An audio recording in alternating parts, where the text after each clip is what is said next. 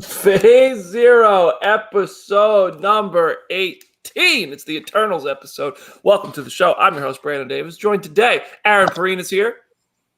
What's going on, guys? Jenna Anderson is in the virtual building. Hey, everybody. And Charlie Ridgely, we allowed him back on the show. I'm so grateful. We have not allowed Jim Viscardi back on the show. I see the chat calling for Jim Viscardi's freedom. We're not allowing it. So much free Jim, yeah. He remains behind bars, and we will not be overruling that ruling. I rule. Anyway, this is the Eternals episode. We are going to get to the MCU news in the second half of the show. We're also going to do a movie draft, which you all will be voting on to see who has the best movie selection. But we wanted to inform everybody on the Eternals characters. We were talking a lot about them last week. Everybody wanted to know more about them. So we drafted Eternals, our teams of Eternals, basically. We're doing book reports here. Jenna has Dane Whitman, Sersi, and Celestials. Aaron has Makkari, Phastos, and Sprite. Charlie has Kingo, Gilgamesh, and Ajak. And I have Thena, Ikaris, and Druig. We were all burdened with glorious purpose of discovering as much as we can about these characters to deliver to you in about 2 minutes each. So, prepare to be Eternals experts. Jenna, start us off with our first lesson of the day. Okay, so I'm going to start with Celestials because you kind of can't talk about any of the individual Eternals without talking about the Celestials. So they were created by Jack Kirby, the king of comics. They first appeared in Eternals #1. They are kind of the beings that were first created at the start of the single universe, and then war broke out between them and spawned the Marvel multiverse as we know it. They're canonically between 2,000 feet and 20,000 feet tall, which is kind of wild to think about. And basically different hosts arrive across different time periods and realities and judge whatever like people and humanity that live there roughly every 50 years, and kind of they decide if they pass the test of what like is up to their standards, then they're good, and if they fail, then one eternal name or one celestial named Exitar the Exterminator basically just wipes everything bad out of society. And so basically they just play God a lot, and that gets them into conflict with the Watchers, which if you're not familiar with the Watchers, you will be in a couple months when the What If show comes out, because the Watchers are going to play a huge role in that. So basically the Celestials intervene with history and the Watchers really don't, and so they kind of are like, why do you do that? And they just have this ideological war all the time. It doesn't really go anywhere, but they're always just kind of having beef with each other. So the Celestials come to Earth every so often. They come around in the Stone Age, and that's where they kind of create they genetically engineer humans to become either the Eternals, who are like the best of their genetically engineered experiments, or the Deviants, which are kind of the bad ones. And legend states that the Celestials can kind of control their armor with willpower and thought, and so no one's actually seen them on the inside, which only makes them more creepy. And they're all telepathically linked, and they all just kind of have this weird connection to each other. And so, yeah, they're basically the architects of the Eternals and the Deviants. There's a whole list of just very weird Celestials with the weirdest possible names. And then one piece of trivia that I love is that in a more recent comic, Domino became a Celestial, like Deadpool's Domino, because she got hit with this like gun that could basically create whatever it needed. And so she became a Celestial, which I just find really cool. And then if you don't remember, they have been referenced in the MCU here and there. In Guardians 1, Collector, when they're turning in the Infinity Stone, is basically playing like a little highlight reel of like, here's how the Celestials came up with the Infinity Stones and kind of owned them. And so Nowhere, which is where the Collector has his whole base of operations, is the head of a giant Celestial, which is kind of badass. And then in Guardians 2, they kind of changed Ego the Living Planet a little bit, and they made him a Celestial. And it's just like Kurt Russell is the humanoid kind of extension of that. And so then that makes Peter Quill half Celestial, which is kind of cool. I always wondered if when Peter got erased from existence and his eyes flashed red, if that was just like a overlooked detail for some reason, or if that was like what happens when a Celestial gets wiped from existence. Yeah, I have no idea. I mean? But great job. The comment section is grading, so go ahead, comment section. Toss your grades to Jennifer, her Celestial report. I thought that was great. I feel very informed. Aaron, you have Makkari, Phastos, and Sprite. Who are you going with first? I'll do Makkari first. Go for it. Keep it in line. Okay, so Makkari is the speed god. Character first appeared in Red Raven Comics #1 back in 1940. That's timely comics, by the way. But that was revealed to be a retcon later on. to having him impersonate the Roman god Mercury in Eternals Volume 1, Issue 5 in 1976. So there's a lot of like different comic eras to deal with here. The son of Verona and Mara, Celestials, that's probably going to get switched in the movie. A proud member of the Eternals like Technologists Guild, so like building high-speed vehicles for their civilization. He learned from Plato. He's a charioteer to the Persian Empire and royalty, and was present for some of the biggest events in human history.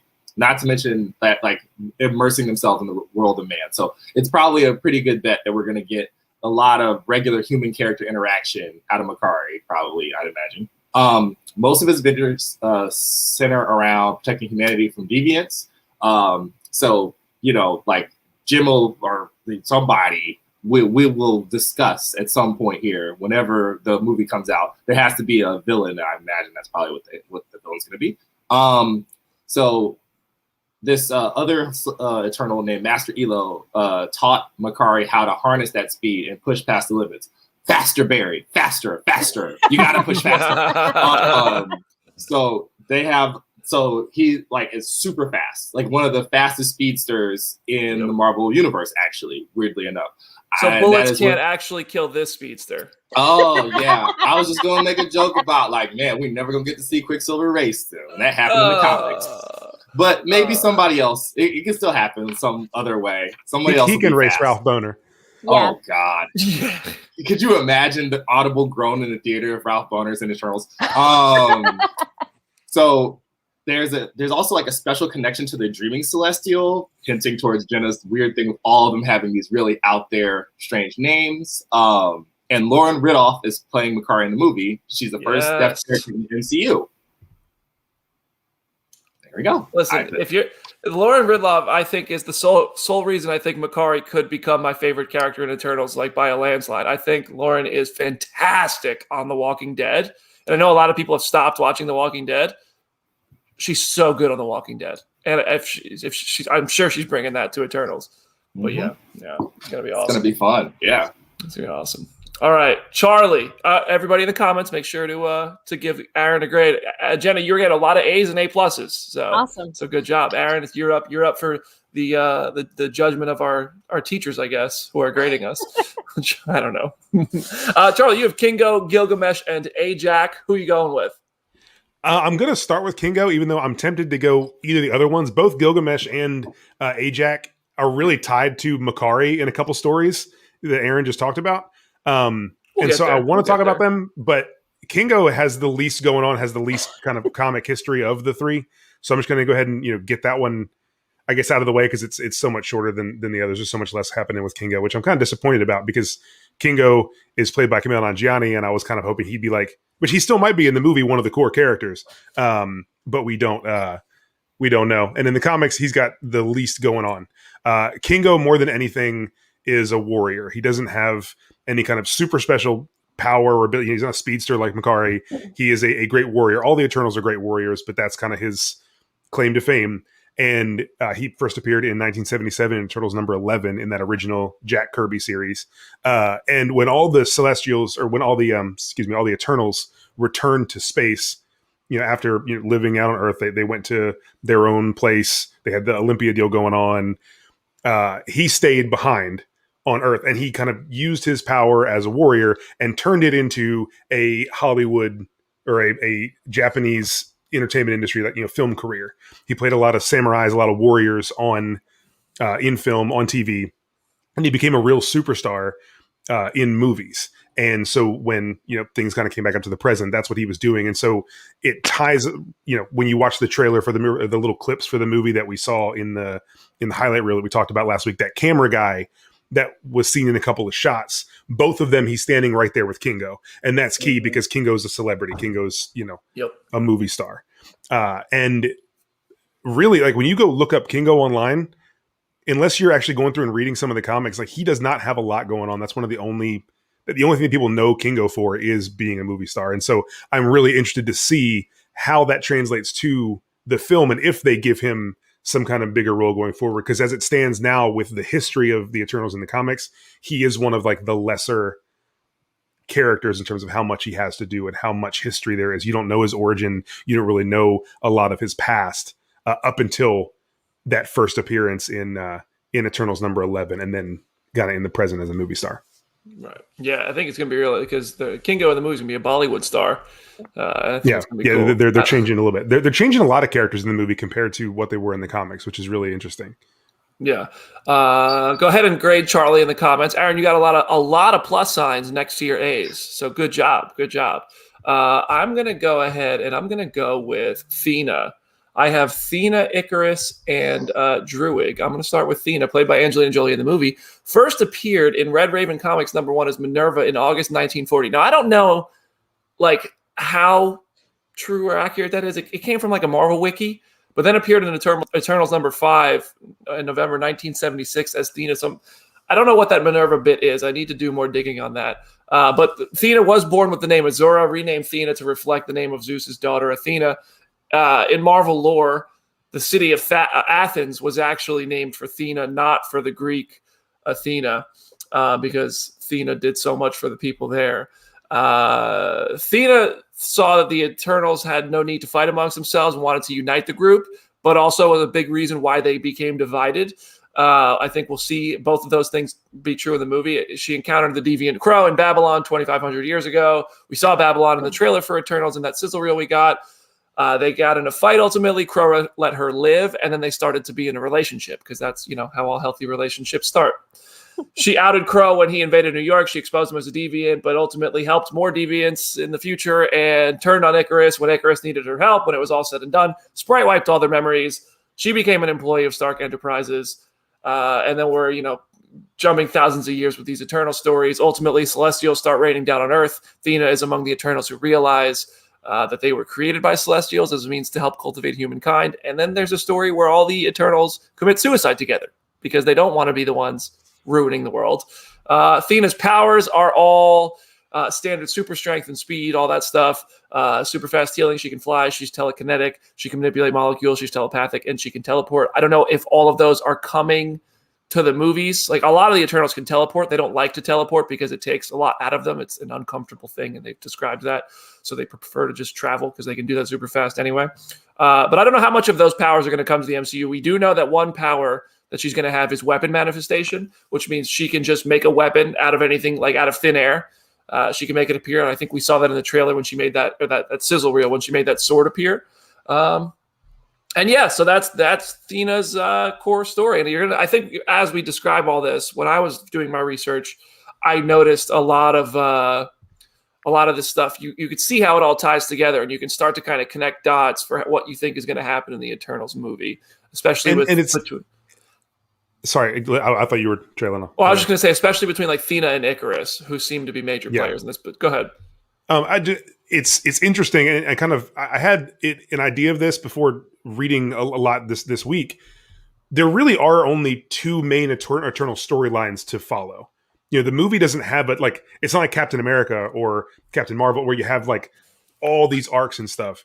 You have the original Jack Kirby series from 1970s, and then you have the Neil Gaiman, John Romita Jr. series from 2009. It's like something in the 2000s, and it's only what 7 issues long or something. Like there's 2 small series, and that's really it. Some of them had arcs with Avengers and other groups and showed up in comics, but there's just these 2 storylines, and they're 2 very different things. Like all the really dark stuff that Brandon was talking about, like when Sprite wipes their memories and all, like they're 2 very different writers from 2 very different time periods, and there's very little to connect them in between. So it kind of seems like the team for the movie has a lot of canvas that's still white. They have a lot of blank canvas to play with, essentially, because there's not much about these characters. Right. Do we want to do this in the order where we drafted? Because we did a snake, so I would now go twice, and it'll go back, or we can just start a Jenna again, and I'll go last. Up to you. I'll just roll through it, and that way I'll go last at the end either way. And because Thena and Ikaris are super connected, so I think it'll be nice to go these 2 right after the other. So I'm just going to roll right into Ikaris. Ikaris is going to be played by Richard Madden in Eternals, that handsome son of a gun. Oh my gosh. Just let me hold $1 of those looks, bro. First appeared in Eternals #1, which I'm not going to brag, but I did manage to snag Eternals #1 at Comic-Con the morning before they announced it in Hall H. I was able to get this. I imagine, I don't know, It wasn't cheap, but I imagine the price went up since then. I hope so, because that's why partially why I got it that morning. He first appeared in Eternals #1, July 1976. He is a third generation Eternal. He's more than 20,000 years old. These are some old folks, and they still look like Richard Madden. What the hell?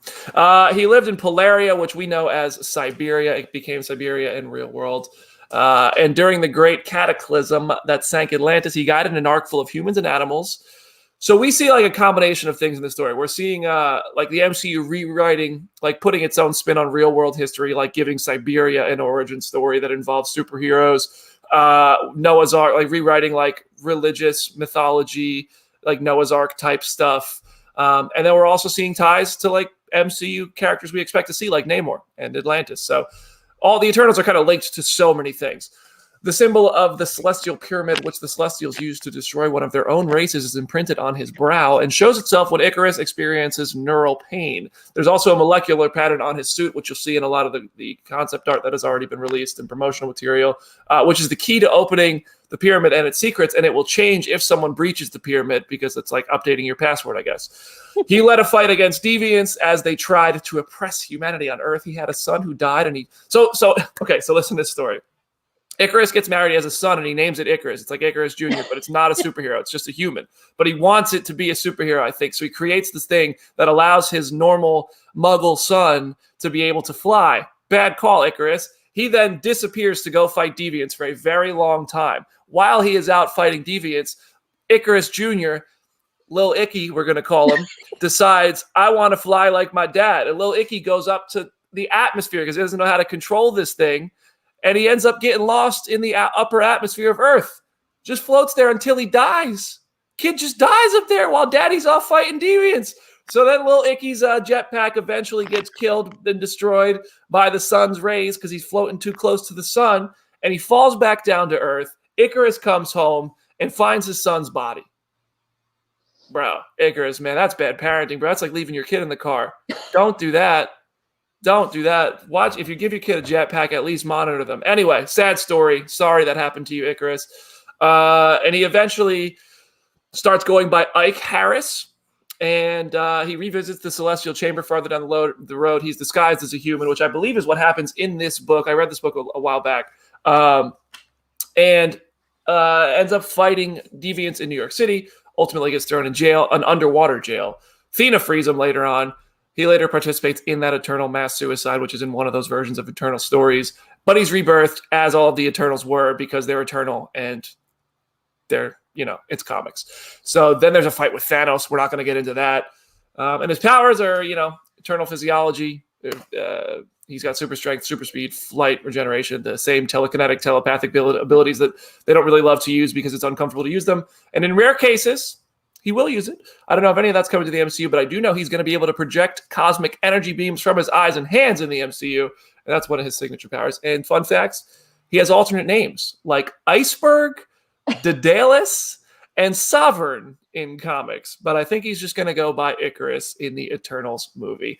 And that's my spiel about Ikaris. Next up, Charlie, you're on the clock again. You got Gilgamesh. I do have to say, I love the fact that he names his son after himself. Like, it has big George Foreman energy of just like George Foreman naming all of his kids George. It's just like, you're destined to be exactly like me. Like, I love that energy.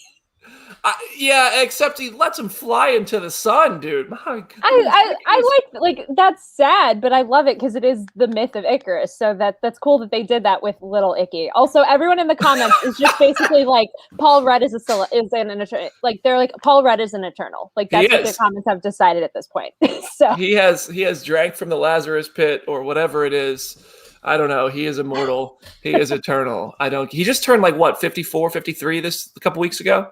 Yeah. Man still looks 25. Him and Richard Madden, I'm getting a lot of F's for keeping Jim locked away, but I appreciate the A+ that I am getting. And Lil Icky merch coming 2021. All right, Charlie, I'm guessing you're going with Gilgamesh next. I'm going to wait on Gilgamesh, actually, because Gilgamesh his name's too cool. You got to keep him for last. The character I'm most excited about. Like, I fall in love with the story of Gilgamesh. So I'm going to go with Ajak first. Hit us with that Ajak. Ajak is the second one we've talked about. Makkari was the first. when Aaron talked about Makkari, Ajak is the second character that's going to be a different gender in the movie. At least, the person playing them, who knows what they're going to do with genders with the Eternals and stuff. But Salma Hayek is playing Ajak, who was traditionally a man in the comics. And Ajak is really petty, and I kind of hate Ajak. Ajak's super petty. So the big claim to fame for Ajak is that Ajak was like the communicator to the Celestials. Ajak was the kind of go-between with the Eternals and the Celestials that created them. And so, there's a whole thing with the Dreaming Celestial, with all these, different weird names and stuff. But Ajak had the power to manipulate things and had the power to communicate with the Celestials. That was kind of his chosen role, was to kind of be the middleman between these groups.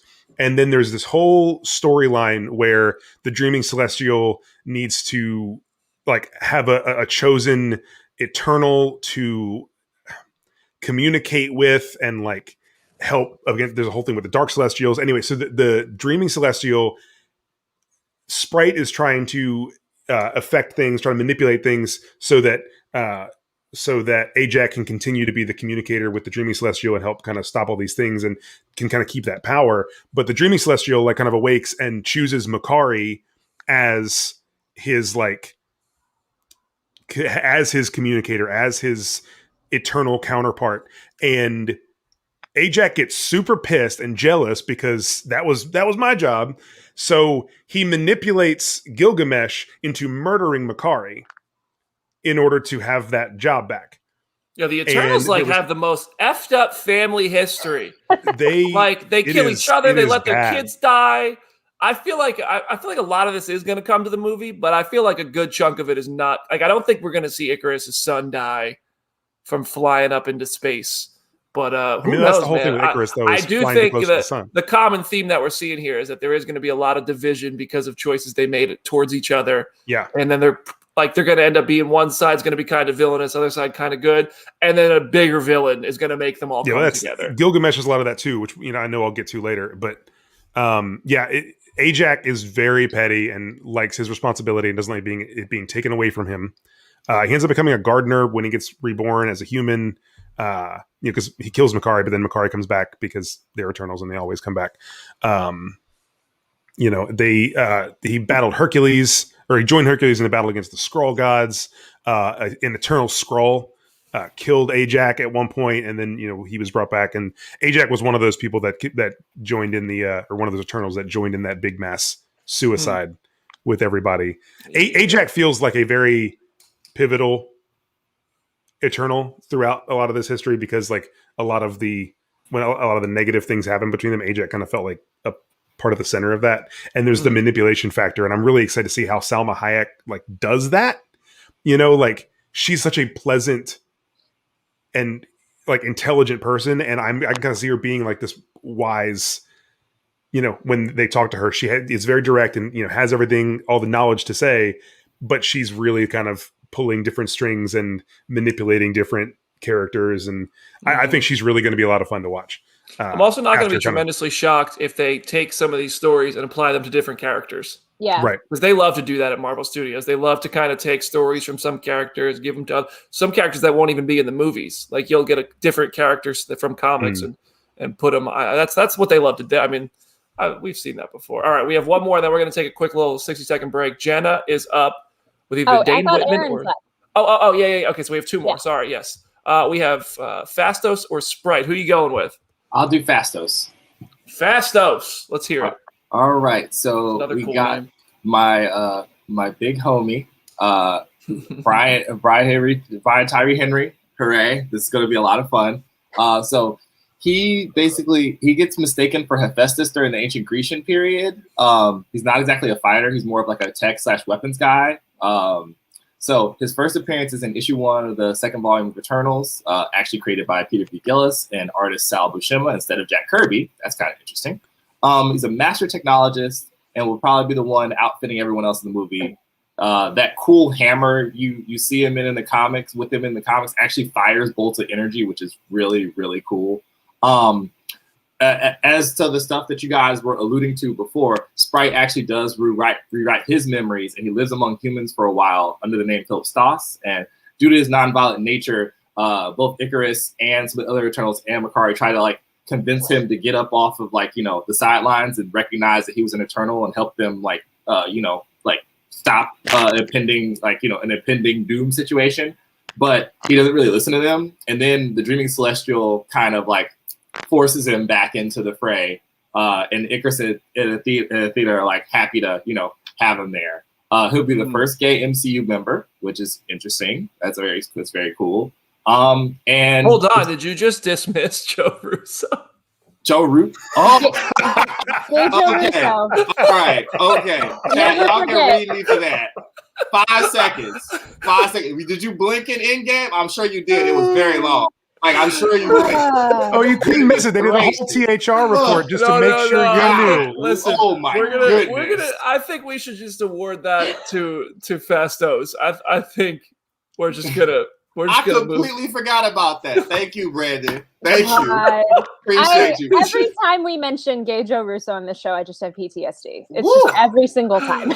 Oh yeah, everybody. There's a word that comes to mind, and it's called performative.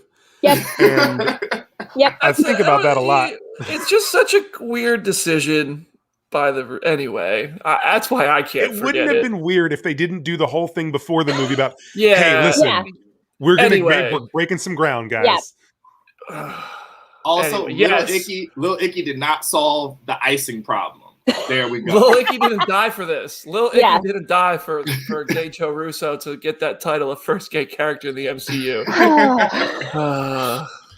Anyway, okay. Well, now that we're back, let's get back on the rails. Yep. I'm done. Jenna, go. Okay. Okay. Jenna, go. On that note, I'll talk about Sersi. Her first appearance was Eternals #3. She was also created by Jack Kirby. She was retconned, kind of like what happened with Thena. She retconned to have first appeared in Strange Tales 109, which came out like a little bit before. So technically, she's co-created by Stanley and Robert Bernstein, but really it's kind of Kirby's creation. But it was the thing of she was technically portrayed as the goddess Sersi. She has existed for years. She met Odysseus. She met him on the journey that became the Odyssey. She helped capture everything that escaped Pandora's box.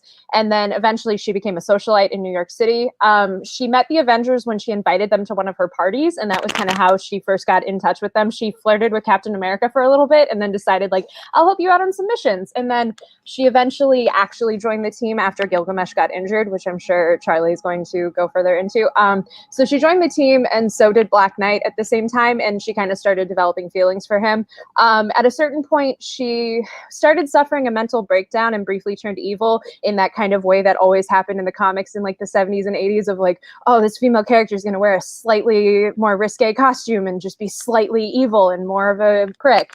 But so she was briefly evil, and it led to the Eternals and the Avengers kind of fighting with each other.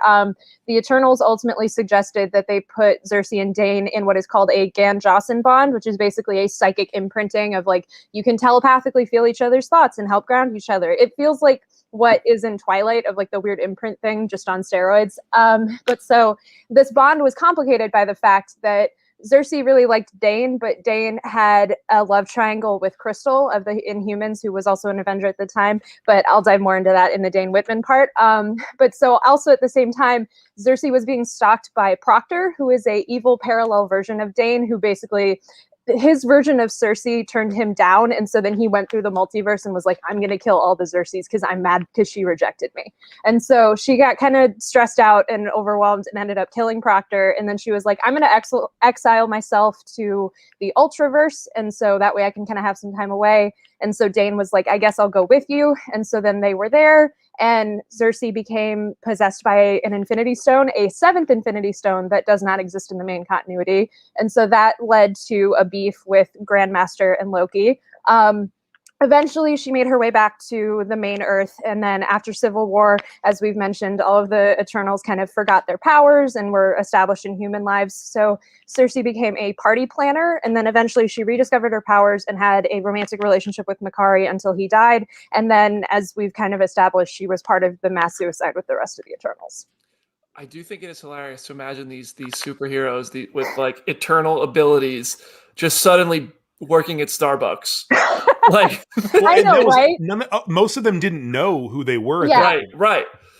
Oh man, I wish I was that important. Which, like, I almost think that's a thing they're going to lean into in the movie of like, oh, I'm just an average person, and then suddenly I remember I have this ancient history. Like, I wouldn't be surprised if that's a thing they lean into a little bit, but who knows?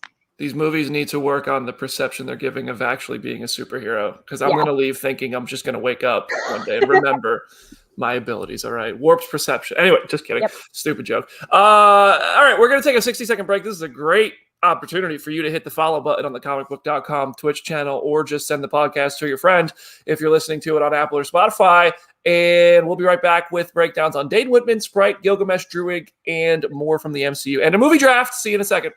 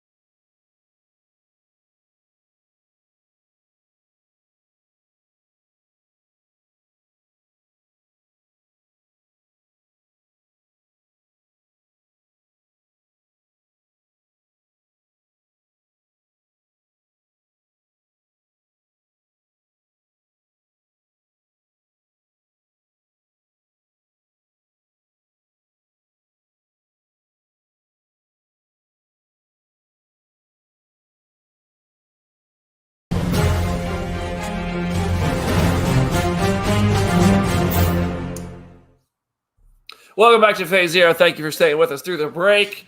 There are the comments are lit up. This is hilarious. Was somebody crunching? I like took out my earphones for a second, and everyone is just something crunchy did happen. I don't know. Somebody was digging into a bag of chips right when we first started. Last week I was whistling our theme song during the break. This week somebody was going ham on a bag of Lay's. All right, so we have our last 4 Eternals that we are schooling y'all on. Let us know how we're doing. Go ahead and grade us in the comments section and send us your tweets if you're listening to us in podcast form. Let us know. And if you have more questions, feel free. Maybe we could dive into some more of this. Jenna is up with her final Eternal. Not actually an Eternal. Yep. Very Eternals adjacent. I am glad that we had that little break because it gave me time to go over to my bookshelf and grab little Dane Whitman, since he's the closest thing we have right now until they actually have pops for the movie. I mean, I imagine he's going to look similar to that if he does become. You really just put like a helmet on this and you're good to go. Like, honestly, that's basically the costume. Kit Harington's never going to really play anyone else. Like, that is what is so funny to me about him taking this role. It's like, you just spent a decade basically playing this character, and now you're just going to play him with like more magic as a superhero. It's like, okay. Like, good for him for like being self-aware about it, because I would half expect him to just be like, no, I'm done. Like, I'm going to move on to literally anything else. So, and then when he has to kill Sersi at the end of the movie, yeah, McQueen. I was thinking, I was like, can the next Avengers movie have a scene between him and whoever Emilia Clarke is playing where they just like awkwardly look at each other and then just move on? Like, we just don't acknowledge it, but also acknowledge it. Musquil Queen. But so Black Knight, aka Dane Whitman, he first appeared in Avengers number 47. He was created by Roy Thomas, George Tuska, and John Verporten. He is a scientist with a master's degree in physics, but he also has this weird lineage to the Black Knight history. The very first Black Knight was his ancestor in the Arthurian times, and then it became this thing where all of his descendants kind of could become the Black Knight at one point or another. And so before Dane, Dane's uncle was the Black Knight, and he used the mantle to be a supervillain and fight the Avengers and just be this horrible person. He died after he was kind of yeeted off of his horse in a fight with Iron Man. I read the comic like this morning, and I'm like, there's no other way to describe this. He just got yeeted off of his horse. Like, Iron Man thought he died, and then in the next issue, it's like, oh no, he like barely survived and like crawled to a payphone and was like, my nephew Dane Whitman, please help me. And so then on his deathbed, he was basically like, hey, I'm the Black Knight. I've been evil my whole life. Can you become the Black Knight and not use it for horrible things? And Dane's like, okay, I guess. And so Dane basically goes to this castle and is doing all of the science stuff in there. That draws the attention of Magneto because he's doing something with magnet waves. And so Magneto's off on this whole other tangent of like, I want to restart the Brotherhood and I want to kidnap Wanda and Pietro and kind of use them for that. And so at a certain point, he kidnapped my kids. I don't even think they were his kids at this point. He was just like, I like those two. I trust them. I want them to join the Brotherhood. And they're like, we've joined the Avengers. Please leave us alone. And so, like, Dane gets caught in this, and he's like, well, I guess I have to suit up as the Black Knight now. And so he makes his own, like, he in this time since his uncle died and until Magneto shows up, he's like created his own Pegasus. He's made a new costume. He has like this sword that he's using. He tries to go get the Avengers and be like, hey, Magneto's doing this stuff. I can lead you to where Wanda and Pietro are if you want to help me. And the Avengers that are there, who are Ant-Man, Wasp, and Hawkeye, are basically like, that looks like that guy we fought before. We don't trust him. And so they just beat the crap out of him. And at a certain point, he just stops and he's like, I am trying to help you. Please let me help you. And so then he takes them to where they are. And then they keep asking him too many questions. And he's just like, I'm going to leave. Like, I'm done with all of you. And so then eventually he is trusted by the Avengers because they do realize he's not the same guy that they fought before. He's given provisional Avengers membership, and he's also given the Ebony Blade through a series of events, which is basically this really big sword that I will go into in a bit because it has all this weird lore tied to it. So there is this one arc that's really funny because since he's a provisional member, he is the only person who can defeat Kang the Conqueror because he's not a full Avenger. So all of the full Avengers are like impacted by whatever Kang's doing, but it's like, I'm an honorary Avenger, so I can stab you with my sword and then I can actually save the day. And so because of that, he then is given full membership in the Avengers.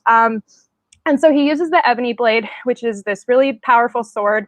It's later revealed to be cursed into making you go crazy. At one point, it literally starts turning Dane into the same metal that makes up the sword, and it also kind of messes with his brain and turns him insane. He deals with that over and over and over again. He gets turned into a statue a lot. Like, this is a thing that happens at least like 3 separate times in the comics, because he joins the Defenders and his body gets turned to stone by Enchantress, and the Defenders are like, we don't know what to do. And so Valkyrie is like, I'll take his sword, and Doctor Strange is like, I guess I'll take his body and just have this stone body in his house. And then they figure out that Dane's soul traveled to the 12th century and is inside the body of his ancestor. So it is just very weird stuff going on. And then eventually he does make his way back to the present day. He does get another sword called the Photon Sword because the Ebony Blade was messing with his mind too much. He develops a love triangle with Sersi and Crystal of the Inhumans and also the Avengers.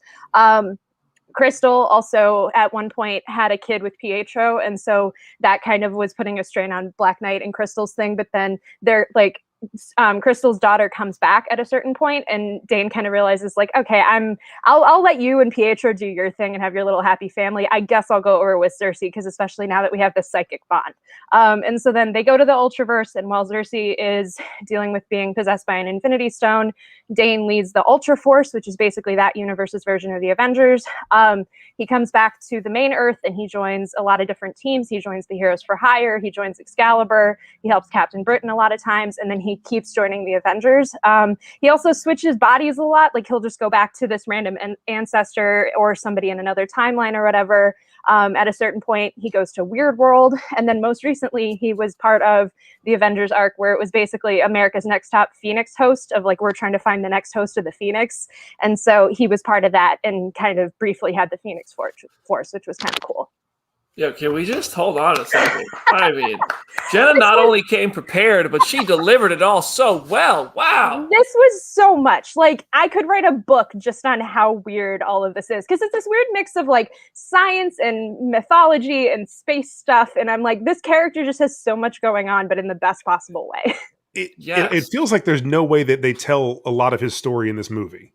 I think you have to. I don't know. Like, there's a way to kind of deal with like the legacy aspect of it all. Like, they're really going to have to streamline it. But I feel like, because in my mind, as soon as they cast him, I was like, well, he and Sersi are going to eventually join the Avengers in my mind. So it's like, I feel like we'll dive into more of that weird stuff when we get to that point. Because you can see many weird things his own thing. Like, exactly, there's so much story to tell. He could be introduced here and have his own, like, medieval type of he's movie had like situation. 5 different miniseries over the years. He has one that's going on right now that's really good. So it's like there is so much storytelling that you can do with Dane Whitman. Like it's kind of crazy that he's just like part of this one movie, because you almost could just do a Black Knight movie if you really wanted to.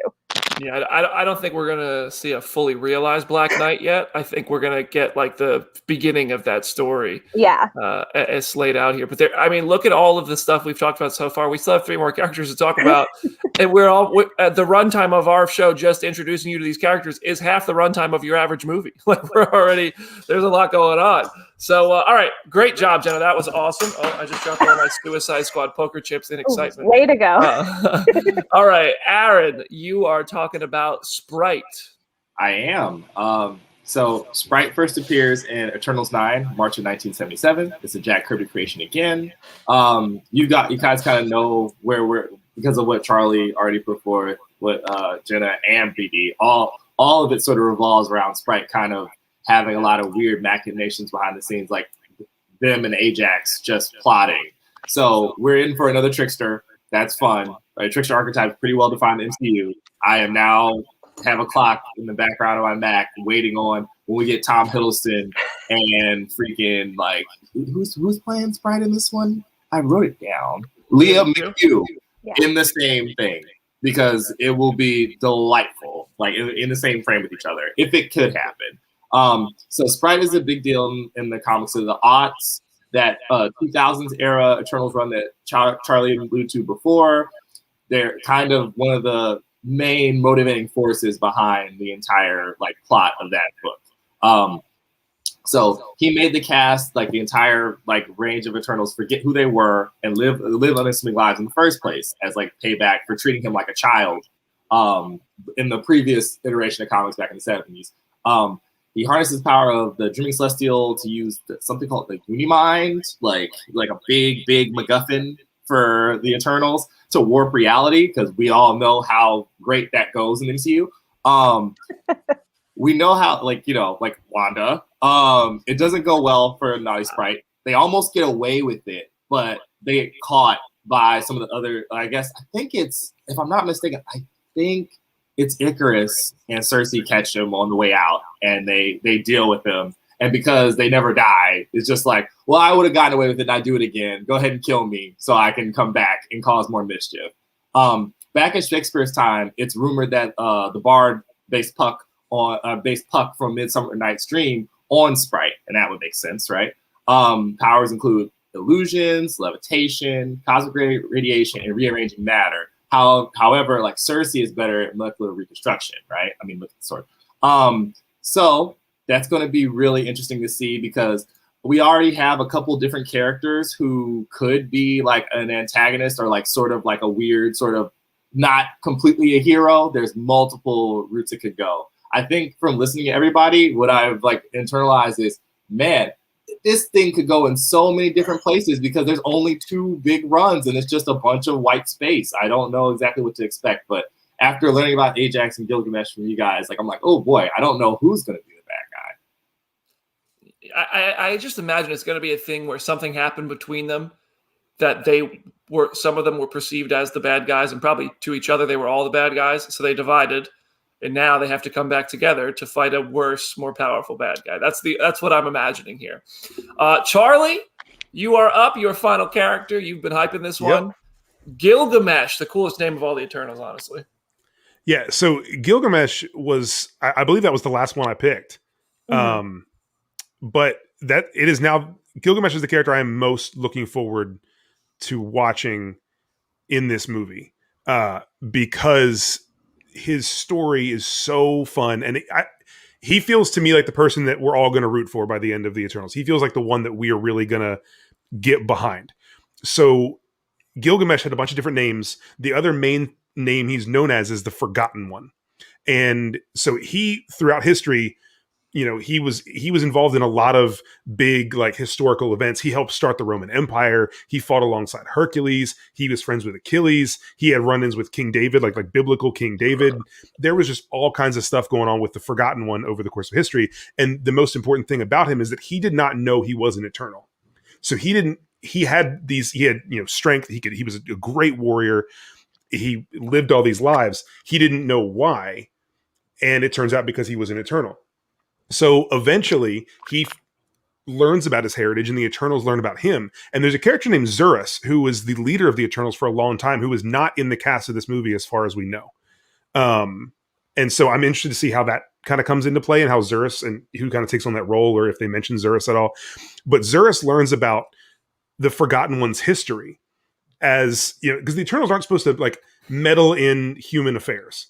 Does he then become the remembered one? So, well, he ends up, yeah, hopefully. I had to. Zurus locks up Gilgamesh, banishes Gilgamesh to a sector of Olympia that is completely deserted, and just shuns Gilgamesh there. And like no one goes and sees him. The Eternals don't ever like talk to him or whatever. They leave him there for centuries and forget about him while he's by himself. He's locked away by himself. And eventually what happens is Aaron was talking about the Unimind, when all of the other Eternals are in the Unimind doing their whole thing. Sprite is protecting Earth and notices that there's an invasion from the Deviants coming. And so what Sprite does is she goes, or she's in the movie. Sprite goes and gets Gilgamesh from this forgotten sector and says, we need you. Gives Gilgamesh this armor and like rockets him into space onto this deviant ship. Just goes right past little Icky. They have this explosive power core that's supposed to like take out the planet, and Gilgamesh just takes out all of the deviants by himself and saves everybody. Gilgamesh is awesome. G in the chat for Gilgamesh.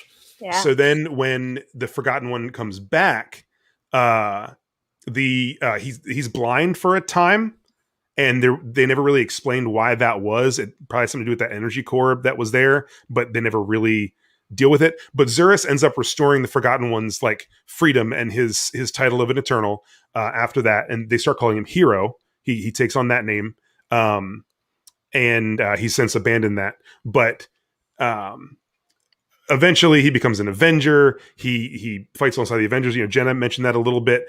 He gets injured in a battle versus the Lava Man, and he kind of leaves the Avengers to go back to Olympia.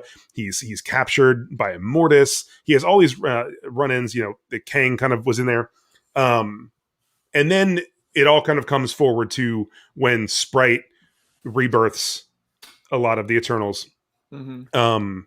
And Gilgamesh comes back. He's fighting in Brazil as a circus strongman. Like that's the role that he has taken on. And that's when I mentioned earlier about Ajak and how Ajak manipulated. Ajak came and found Gilgamesh, knowing Gilgamesh's power, and showed Gilgamesh parts of his memories, and only the part where all of the Eternals cast him aside and put him in prison for centuries and did him wrong and stuff. So Gilgamesh has this section of his memories and essentially goes on a warpath against the other Eternals because he feels like they've imprisoned him forever. And that's the reason he's where he is now. That's the reason he has no memories, all this stuff. He kind of has a portion of the truth. He goes and fights the other Eternals. That's where he seemingly kills Makkari. Obviously Makkari comes back later.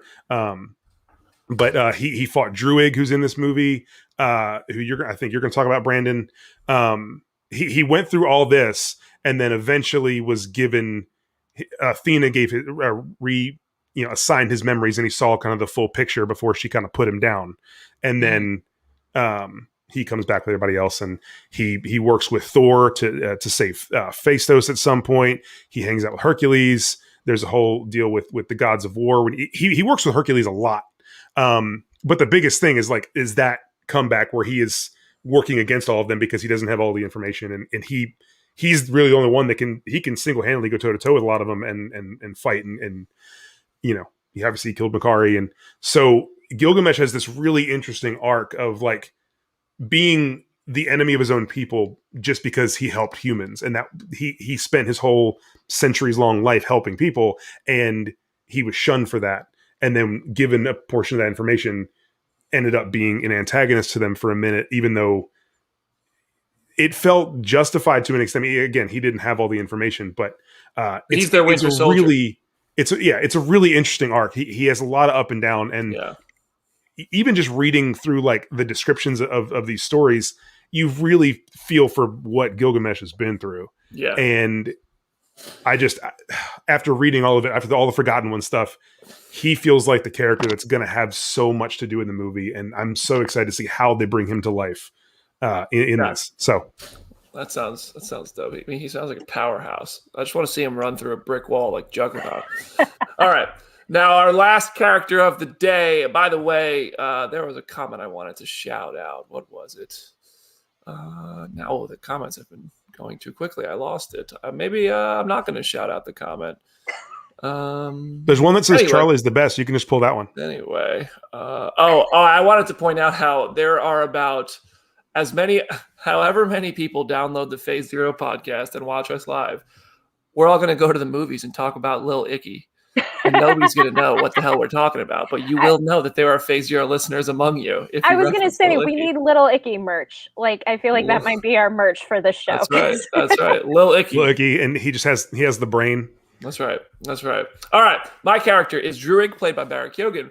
First appeared in Eternals number 11, May 1977. He is known as the Lord of Flames and Nightmares, the son of Valken, and Valken is also the adopted father of Ikaris. Important pieces of information for what's about to come. Druig messes up pretty bad early on. The Eternals are trying to get some arrival sites ready for Celestials. They don't know Celestials are pretty bad yet. And he accidentally unleashes a Celestial called Dromedan, who, Jenna said they have weird names. She wasn't kidding. Dromedan. I tried. Dromedan. Try your best. The Eternals defeat Dromedan, but not before Dromedan kills Druig's mother, Virico. This is when Vulcan decides he's going to adopt Ikaris. They become super close. Druig develops daddy issues because this Ikaris dude is basically stealing his dad. That's kind of good reason to have issues with your father. In today's world, Druig served as a KGB agent in Russia. I don't know, maybe a Black Widow tie. Probably not. My tinfoil hat stays tight.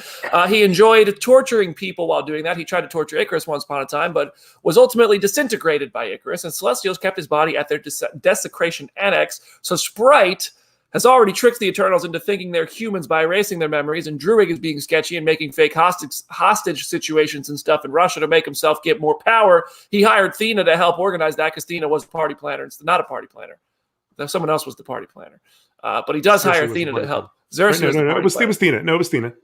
Anyway, Sersi and Thena are both there, so there's a party planner somewhere in the mix. They're going by Thena Elliott and Makkari at the time.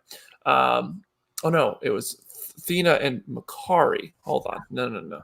There's an error in my notes, and I remember this. Wow. The Unimind starts to awaken them because they're all together. They're all in this high-pressure situation. The Unimind is like this thing that happens with the Eternals where they all kind of link up. It's like the internet, but for their brains. And they start to remember all this stuff. Thena, Makkari, Druig, they have realizations of their abilities, their ambitions, and stuff like that. Druig decides he's going to very violently take control of a place called Vorazeka. Ikaris tried to intervene. There's a big fight. They ultimately have to come together because there is an impending alien threat called the Horde. Thanos becomes a factor, all this stuff. But ultimately, it's again a story where Eternals are fighting each other. Bigger threat comes into play. They end up working together. Druig's powers include, he's basically unkillable. Like, he's probably one of the most immortal of the Eternals, but he's got super strength. He's got super speed. He can fly, all that stuff. He can create illusions, and he has the ability of matter transmutation. Again, I don't know how many of these powers, like if the Eternals across the board are going to have all their powers in the MCU, or they're each going to kind of have one that defines them, which I think for Druig it will be matter transmutation, which means he can pretty much transform anything around him into something else of equal matter. That's the rules of physics. So that's Druig. All these stories, like, they're interwoven. There's different versions. We don't know what we're getting in the movies, but I hope this kind of gave you, something to play with, something to think about, to picture for the Eternals, because we don't have a full trailer yet. We don't have all that much info, and there's a lot to take in. And I know, listen, we need to talk about Deviants. So I thought the perfect person to talk about Deviants would be the most likely deviant among us, right? I mean, who else would be a deviant other than Jim Viscardi? So I think we have a deviant in the party.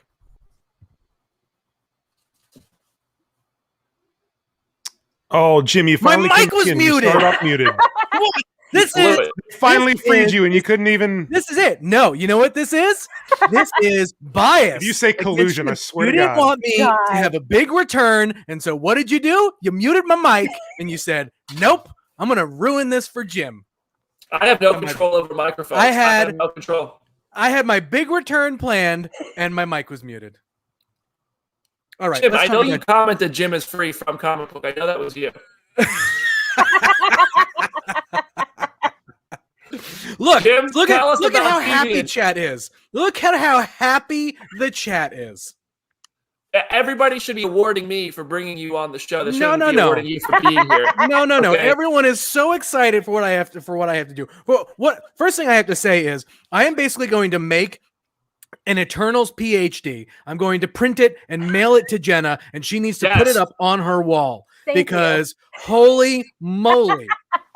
Thank you. There was a moment where she was going through the Dane Whitman stuff, and literally all three of you guys were just like this. I was trying to It see if was she was going to breathe. Incredible. I just get this way about comic stuff, honestly. Absolutely incredible. If you put me in a room and just tell me to talk about like 3 of the characters I like the most, I will go off for like 3 hours. So when you tell me do research about Dane Whitman and he has a lot of lore, I'm just gonna go nuts. So Absolutely love it. All right, let's talk about some deviants because they're a thing that they've got a weird ass history, guys. There are these things called the hosts, and basically what happens is the Celestials come down to Earth and they basically judge Earth, right? And so the deviants date back like 1 billion years, basically like thousands of years BC kind of thing, where when the Celestials first came to Earth and the Eternals were put on Earth to kind of protect it, there was a sense of evolution. The Deviants were almost kind of the proto-Inhumans in a way. They were kind of like your first mutants in a way, because it's one of those things where over the Celestials are basically like, okay, here is life. We're gonna wait. We're gonna come back and we're gonna see, what you kind of do with it. And so, through the course of evolution, you come to learn that they're basically the Deviants have a gene that just turn them into mutates. So they're not mutants, but they're mutates, and they just become these ugly monster-looking things that have more than average strength. That basically go to war against the Eternals. They feel that the Eternals feel that they're too superior, and the Deviants are like, no way. But the problem, like with the similarity that they share, is how we've been talking about how the Eternals always kind of fight amongst one another. The Deviants are like way worse because they are incredibly territorial, and they think that they should be the best, and they keep obviously trying to fight for the best, and inevitably they get to a point, tens of thousands of years ago, where like the Deviants actually win, right? Like they are in control of Earth, with the exception of Atlantis. And basically the Celestials come back, and the big thing that they do, the Celestials do, is like they basically do like thumbs up, thumbs down, or like sideways. And so they get the big old thumbs down, they get basically wiped. And so, like all things, they don't get truly wiped. And so in time for the third host, the Deviants are like, okay, wait a minute. Let's try and build some truce with the Eternals. And like any truce, it doesn't go well, right? And so that basically blows up in their face. And basically the only real thing that you need to know about the Deviants, I think, for the movie is that they are probably just going to be like the monstrous kind of cannon fodder kind of thing, because right, like Druig control, it like basically like is their leader for a little bit, like because Druig is at one point like wants to be in control of the Eternals, and he's like, well, here's this army of people who already hate the Eternals. Like it's kind of like Scar and the Hyenas in a way. And so really like the biggest thing that you just need to know about the Deviants is they're just big ugly monsters that you know, they hate each other, they hate everyone else, and it'll be interesting to see. They're a lot bulkier in Marvel Comics, and just given what we've seen from some concept art of the Celestials and whatever, I can't imagine they're going to keep some of that design. So I'm really curious to see what these guys end up looking like. I hope they're not just generic, you know, monster things, and you know, they all look individually like very different, right? They're all each deviant is its own thing. Like no two look the same. Yeah, and that's kind of like the comparison I make with the Inhumans, right? Like you have the Inhumans that end up like the royal family and look, you know, big and great, and then you also have the rejects kind of things that you know, for the Eternals. And so I suspect they're going to look different. I suspect they'll probably have a bit of a different backstory, just because, like I said, like the Deviants have been around for thousands of years, but they haven't really had any major, you know, moments in Marvel history outside of just being a foil for the Eternals and some Eternal stories. Jim, in the words of Falcon's Nat, Layla in the comments, Jim is the kid in class who does no preparation for a project but will still get an A+. We do. Listen, great deviant presentation talking about your kinfolk over there, you deviant son of a gun. I do have to say, Brandon, your internet crapped out as soon as Jim logged on the chat, and it just like that just feels like even your internet provider is just furthering the beef between you two. I'm telling you, WrestleMania 39, whatever. It's Jim Viscardi and Brandon Davis. Woo! No, Jim, that was great. Thank you very much. Your time's up though. You're out. Oh, what? That's it. Get him out, Richard. Kick him out. I didn't know that was actually going to be that fast. Wow, he's gone. I do have news though. You know, if we kept Jim on here for this news, we would have never heard the end of it. But next week, watch the comment section when I drop this news. Next week's show is hosted by Jim Viscardi because I won't be here. Yep. The show belongs to Jim. So that's a thing. Anyway, this has been your Eternals lesson episode of Phase Zero. Honestly, Aaron, Charlie, Jenna especially. No shade to you, Aaron or Charlie, but Jenna especially. Oh no, hey, I agree with you. So thank you. It has been an educational hour for myself. The comment section seems to have learned a lot as well. If you guys listening or watching learn something and you have friends who need to know about the Eternals, I encourage you. Send them a link to today's podcast. They'll know everything they need to know just months before Eternals arrive. And the good thing is this podcast never expires. You can listen to it a week before the movie comes out as well. I'm just going to send it to everybody. I'm going to make my mom listen to it. Everybody's listening to this episode. All right, we're going to get to some of the news real quick. Then we have a movie draft. We're already an hour in. This is a long show. News of the week. I'm just going to run through some of this really quickly because we've spent so much time on this show already. Martin Freeman knows everything about Black Panther, Wakanda Forever. Ryan Coogler told him the whole story. Martin Freeman, if you're listening, text me, bro. You know, I want to know what's going on in that movie. Anthony Mackie, definitely not in Black Panther, Wakanda Forever. And this is one of those cases where I actually believe the actor when they say something. He was asked in some interview if he was going to pop up there, and he said, no, that's not a Captain America story. It's a Wakanda story, as it should be. Rumors have it that Monica Rambeau are going to be appearing in Doctor Strange 2. I don't know if I'm buying this one. Makes sense because Wanda and Monica together, but also she's going on to be in the Marvels, and I don't know. Jenna, it looks like you have some thoughts.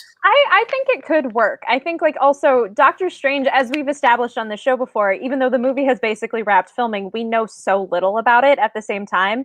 And considering how much of the multiverse we can assume it's going to tackle, I could even see it being a thing of like, we get Monica, but it might not be our Monica. Like it might be like an alternate universe version of her. And that's kind of just like a frame of reference for Marvel fans of like, hey, you can see how the multiverse works because this Monica is different from ours. So I could see it being the main MCU one. I could see it being something else, but like this movie feels so big already that it's like, yeah, throw Monica in there. I'd love to see it like the Ultimates. You know what I mean? Yeah. Like a team out there that especially shows like if we're dealing with like the whole Wanda looking for her kids thing, like no one really kind of gets her there like Monica does, because Monica was there for all of that, and so Exactly. Right. Yeah.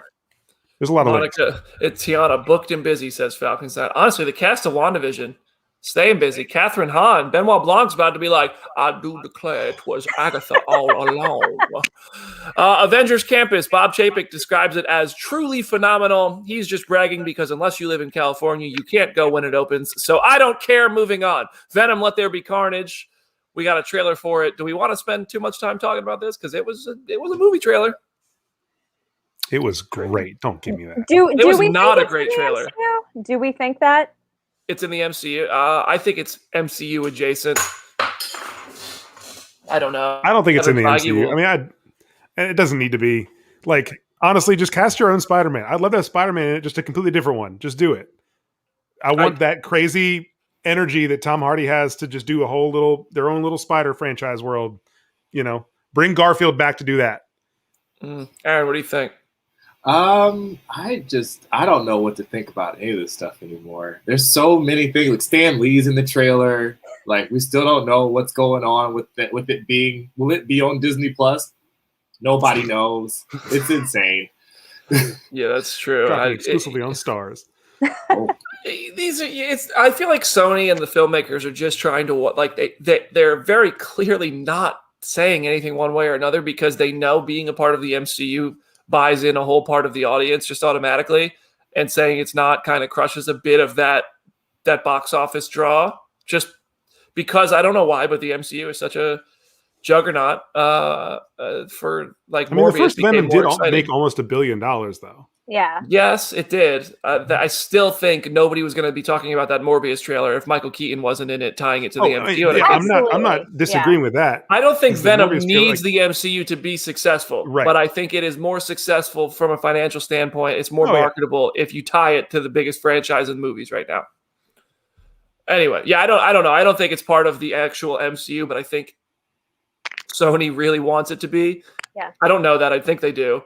And I think that it could be connected through the multiverse. I think we could end up seeing that happen. I thought the trailer was just okay. Okay. For a trailer, like if we're judging by what a trailer is and how you cut a trailer, it was fine. Yeah. But like It made the me trailer no showed more me what I excited for wanted the to movie. see. Like what I loved about the first movie was the bonkers energy of the Tom Hardy stuff that it seemed like no one else in the movie was on board with. And in this one, it seems like everyone's on board with it. Mhm. Like they're spending real time with that like quasi rom-com weird, odd couple thing with Eddie and with Venom, and that's awesome. That's like that whole thing in the kitchen is hysterical to me. The whole Mrs. Chen, like that's the stuff in Venom I love. Yeah. If I can get a whole movie of the lobster tank, like that's exactly what I want. And this trailer was that. And Woody Harrelson is on the same like madness kind of level as Tom Hardy. That was why I suggested Garfield, like because Andrew Garfield is showing roles recently where he's really getting on that level of like knowing the assignment and just getting wild. And that's all I wanted from it. So the trailer, I love it because it showed me that bonkers crazy energy that I wanted. Not because it was a great trailer, but just I believe in what the movie's I felt like gonna the be. first Venom would have been really good if it came out in 2005. Same movie could have come out in 2005. We would have loved it. And this had that same kind of almost dated feeling to it. Like I love Tom Hardy as Eddie interacting with Venom. I thought that was the best part of the first Venom. And it's Venom's apartment. Eddie's just living in it now. But, trailer, I give it like a 6 out of 10 for me.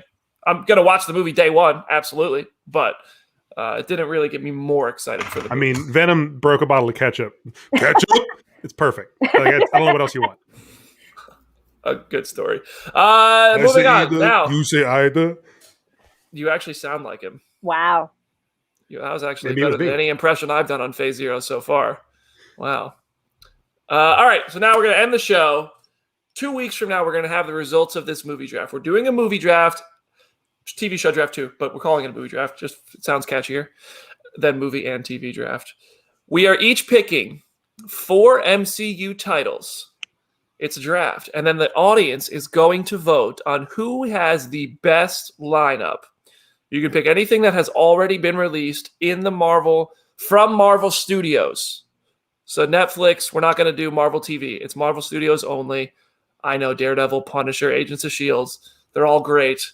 That said, we're sticking with Marvel Studios only, just so that we don't have such a wide range. Because at that point, So it's movies plus WandaVision plus Falcon and Winter Soldier. Yes. We're not including Ben Affleck's Daredevil. I know you wanted that one, Charlie. I know that would have been your first pick. I was It's doing not Nick eligible. Cage Ghost Rider, #1. Listen, I wanted Chris Evans' Fantastic Four movies, but they're not eligible. They're not in it. Marvel Studios only. So we're going to go movie draft. We're going to snake draft the same way.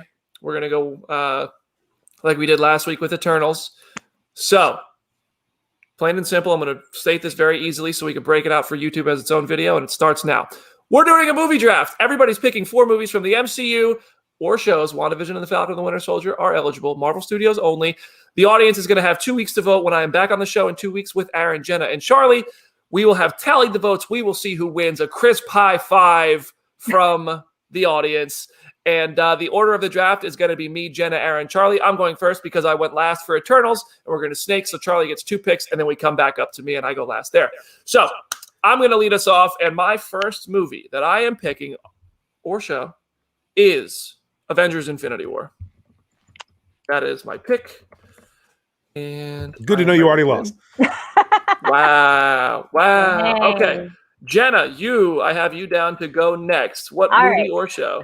I'm glad you did not pick my first pick, which is Winter Soldier. Captain America: The Winter Soldier was going to be my first pick in one way or another. Good pick. That's a good pick. Aaron.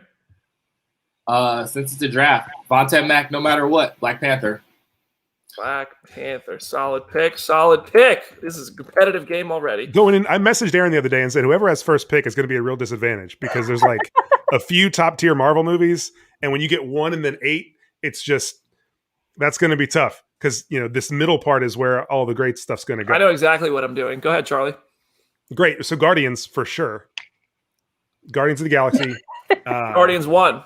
Guardians 1. Guardians of the Galaxy Okay. 1. And let's see. Aaron took Black Panther. Jenna took Winter Soldier. So Guardians. Give me Ragnarok. Oh, that's going to take get a lot of votes. Dang. That's going to get a lot of votes. Sheesh. Okay. Aaron, back to you. Aaron, I appreciate that draft day reference, by the way. Thank you. Thank you. Hey, Being a Browns fan has some perks. Let's think here. Oh God, Jesus! A lot of my board has been taken. A lot of my first round selections, you guys have scooped me somewhere. What's your boy's name at BD that does all the fantasy Matthew work Berry. for? It's been Matthew Berry is like shaking his fist at me right now because my board wasn't right. Let's go. Let's go Avengers. The first Avengers. Great pick, son of a gun. Great pick. All right, Jenna. Yeah, You have the Winter Soldier. we need Roger Goodell just like being booed every single time one of us puts in a pick. Then we would Bring really Jim back win. on. We can all boo him as the commissioner. Nobody boos Jim. Why is Jim so popular? I'm gonna go Captain Marvel. That'll be my second pick. Captain Marvel. Solid. All right, I get 2 picks now. Oof. Ooh. I need a moment. I have one that I think I'm looking around for inspiration. And y'all are just letting me have easy stuff. You say that, and then when it's going to come back to you, you're going to be like, "Oh God, I only have like a handful of options left, or something." We'll see how it gets here. I like your Captain am- Marvel pick. I like it for quality. I don't know how I like it for internet voting because I have the to internet's stand- mean. I But have to I stand agree with by you. my girl Carol. So I'm with you on that. Yeah. I love am Captain going Marvel. with WandaVision. Oh, Great series. It was a moment. It was a pop culture phenomenon moment. And Iron Man. Boom. Those are my picks. All right, Jenna, we're back to you. I will go with Guardians 2. Since I was going to pick WandaVision, but now that you got that off the board, Guardians 2. Guardians 2 for Jenna. Aaron, you have Black Panther and the Avengers. What are you adding to the roster? Oh goodness. Let's think here. Oh no, this is so bad.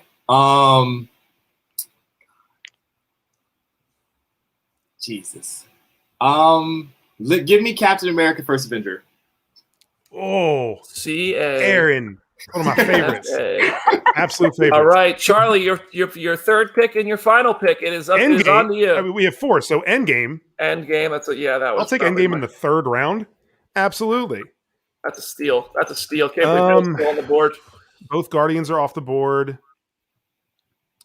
Tom Brady pick right there. Just going late.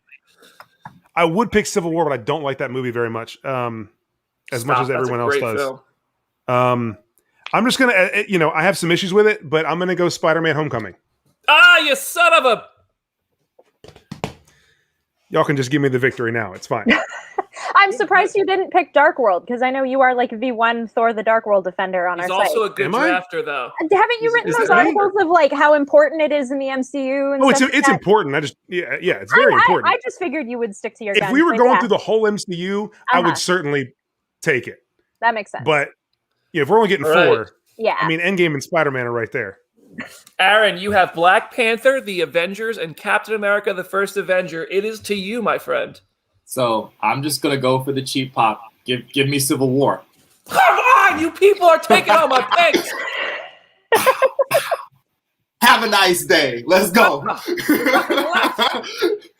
gonna have to take a dud just to. Well, there's a few good ones. Jenna, what do you got? I told you that number 1 pick is a tough place to be, man. I know. 16th pick in the MCU draft is tough.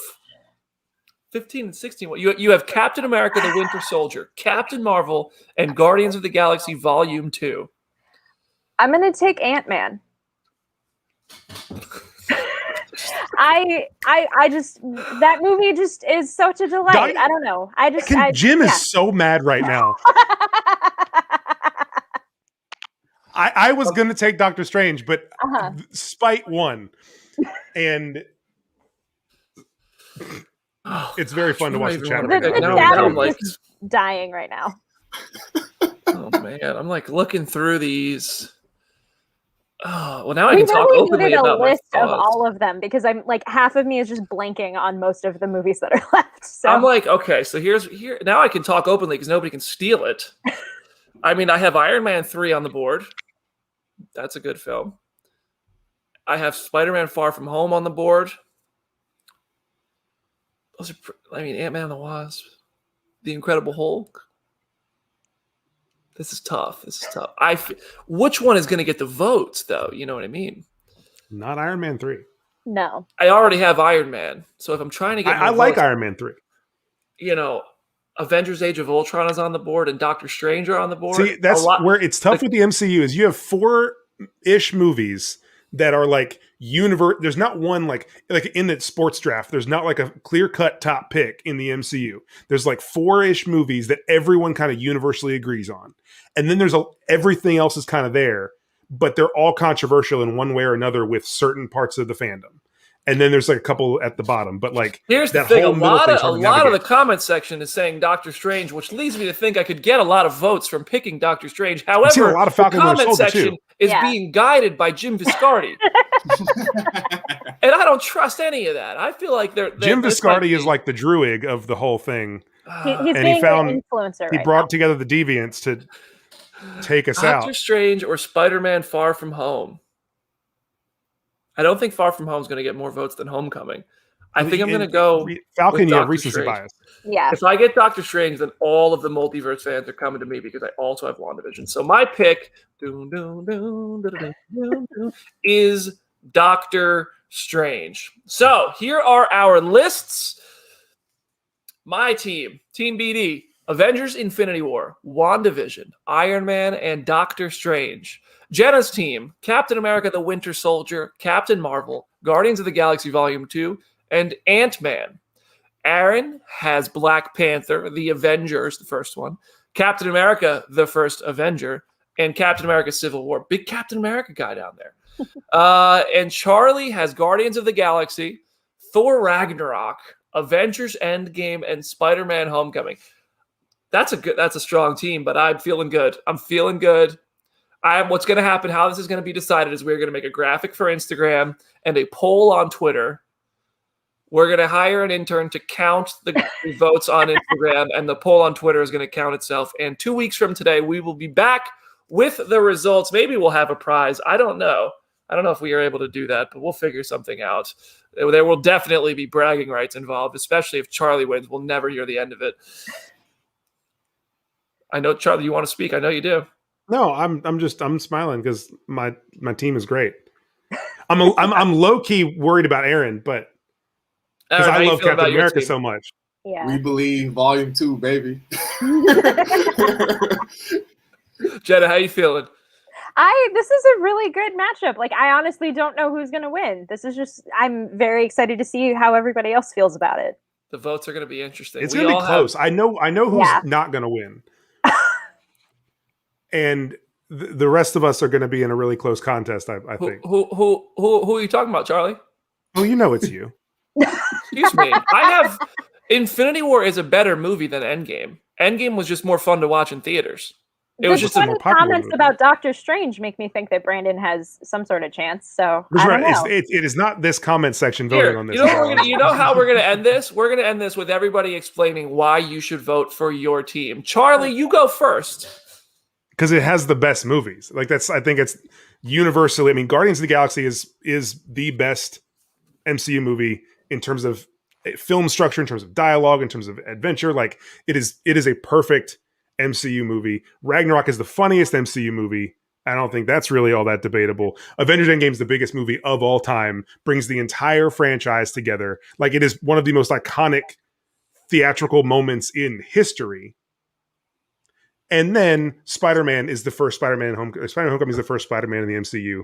Tom Holland is incredible. It has Iron Man in it, and it's one of the better villain twists of the MCU. That turn at the end with Michael Keaton is just perfect. There's really not, there's not a weak link in there. You kind of look at like the Dream Team. And all right, we are on. You got to MJ, Aaron. you got Pippen. Everybody's in there. There's not really a soft spot. We are on to Aaron. We got to wrap this show up. Aaron, why are the people voting for Team Aaron? TA? Because if you're voting for Team Aaron, we're not watching from the shadows. Put honestly, we can't. We must not. We will work to be an example of how we all can work together to enjoy these movies. Now more than ever, the illusions of division as he has Civil War on the roster. We all know the truth. The MCU connects us more than separates us. But in times of crisis, the wise build bridges, while the foolish build barriers. We must find a way to look after one another as if we were one single tribe. And that's why we welcome you all into Team Aaron. Well, I just voted for. I think I just voted for Aaron. Did you have? I was voting for Aaron already. Did you have that ready to go? Because that was impressive. Captain America's the real deal. That's just T'Challa, baby. That's the goodness. Yeah. Oh, I know. That was impressive. How do we compete? Jenna, good luck. Well, I'm like, I don't know how to follow that. It's like following Braveheart. Like, I don't know how to. Aaron had to follow the whole Black Knight situation. That's so. Yeah. This is payback. I don't know. Like, these, like, as some people in the comments have pointed out, arguably Winter Soldier is the best MCU movie. I feel like my roster of movies just kind of represent what the MCU is, like, what the potential of the MCU brings, of different things in terms of like on-screen diversity and different terms of like types of style and just more like eclecticness within the MCU. I guess that would be my argument. Okay. All right. Well, I'm going to tell you why you need to vote for me. Everybody wants a happy ending, right? But it doesn't always roll that way. Maybe this time, I'm hoping if you vote for Team BD, it's in celebration. I hope families are reunited. I hope we get it back in somewhat like a normal version of the planet has been restored, if there ever was such a thing. And guess what? Avengers Infinity War. Wait, where's my team? Avengers Infinity War, WandaVision, Iron Man, Doctor Strange. Come on, let's go. This is we have Avengers Infinity War, which is the best Avengers movie ever. Hands down. Amazing film. Left you couldn't even speak at the end of it. If you could, you're a sociopath. Okay, I said it. That if you don't feel anything, if you were able to just walk out of Infinity War not feeling anything, I mean, half the universe died. WandaVision, which was like the best shared viewing experience, the first Disney Plus show. It was the start of Phase 4. That's a huge deal. Nothing bigger right now. except for maybe Iron Man, which started the whole thing, started phase all, the start of the MCU, whether you love Tony Stark or hate him. The Iron Man movie started it all. And Doctor Strange, the comment section's appointed champion. This important character going forward. You got to see his origin. You got the ancient one, Tilda Swinton. Come on, that moment where Tilda Swinton freezes time just to make a second last longer. Beautiful. Great job, Scott Derrickson. Would have loved to see what you could have done with two, but all we have is Doctor Strange needing the Viscardi Vendetta squad to get him to the win is like... Listen, I have the Avengers Infinity War fans. I got the Wanda stands. I got the Strange fans. And I got Iron Man. All right. What a great team. Go ahead. You could, the comment section can leave their votes now. It's all going to be on the polls. All right. All right. We accept mail-ins here somehow. If you want to mail in your ballots, we'll figure that out. All right. Great show today, everybody. I talk too much at the end of every show. It wouldn't be a phase zero if I didn't ramble at the end. Thank you all for your Eternals lessons. That was great. I think we need to do stuff like this more often. Thought that was awesome. And I thought it was a fun show. Anybody want to add anything before we wrap up? Yeah, this was a lot of fun. We definitely should do this more because I like our weird TED Talk version of just the MCU. So, but yeah, find me on Twitter at Hey It's Jenna Lynn, or basically anywhere, same handle. Love it. Aaron, where can we find you? That's at Summit Lake Hornet on Twitter. You can yell at me about my selections or root us on. It's going to be fun to see what everybody picks, you know? I love it. Charlie, where can we find you? What do you got? At Charlie Ridgely. Just be sure to get on Twitter and Instagram the next 2 weeks and vote for Team Choo Choo. We're taking this train all the way to victory, baby. That's all. I'll say this. A vote for Team BD is a vote for Lil Icky. All right. That's today's show. Find me at Brandon Davis BD. Please share our podcast with your friends so we can do this forever. And maybe we'll move to Wednesdays when Loki starts out. That's a great show today, everybody. Follow the Twitch channel. Subscribe to the podcast. Share it with your friends. That's all we got. We'll see you next Friday. Have a great weekend. Later.